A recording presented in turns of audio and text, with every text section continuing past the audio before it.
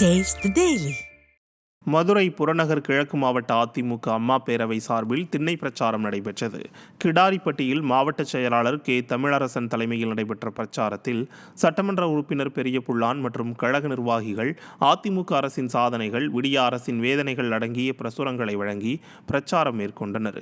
நிகழ்ச்சியில் ஒன்றிய முன்னாள் சேர்மன் பொன்னுசாமி, கிழக்கு மாவட்ட அதிமுக ஒன்றிய செயலாளர்கள் பொன் ராஜேந்திரன், ஓட்டுநர் அணி செயலாளர் அன்பு செல்வம், நகர்மன்ற உறுப்பினர் டி திவாகர் தமிழரசன், முன்னாள் ஒன்றிய கவுன்சிலர்கள் அரிசி கண்ணன் உள்ளிட்ட பலர் பங்கேற்றனர்.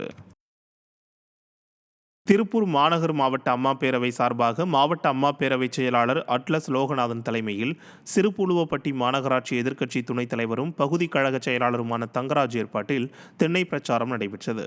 முன்னாள் துணை சபாநாயகரும் திருப்பூர் மாநகர் மாவட்ட கழக செயலாளருமான பொள்ளாச்சி வி ஜெயராமன் பொதுமக்களிடம் பிரசுரங்களை வழங்கி பேசினார். இந்தியாவிலேயே இதுபோன்ற ஊழல் எந்த மாநகராட்சியிலும் நடைபெறவில்லை என்றும், நாய் பிடிப்பதில் 10 லட்சம் ரூபாய் ஊழல் நடைபெற்றுள்ளதாக தெரிவித்தார். இந்த நிகழ்ச்சியில் திருப்பூர் வடக்கு அதிமுக சட்டமன்ற உறுப்பினர் விஜயகுமார், மாமன்ற எதிர்க்கட்சித் தலைவர் அன்பகம் திருப்பதி உட்பட அதிமுக நிர்வாகிகள், பொதுமக்கள் திரளானோர் பங்கேற்றனர். கோடி திருப்பூர் மாநகராட்சியை அடமானம் வச்சு கடன் வாங்கினாங்களா?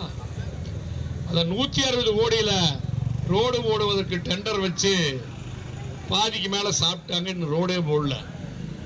மேல கொடுக்கணும், கீழே கொடுக்கணும் வழக்கமா.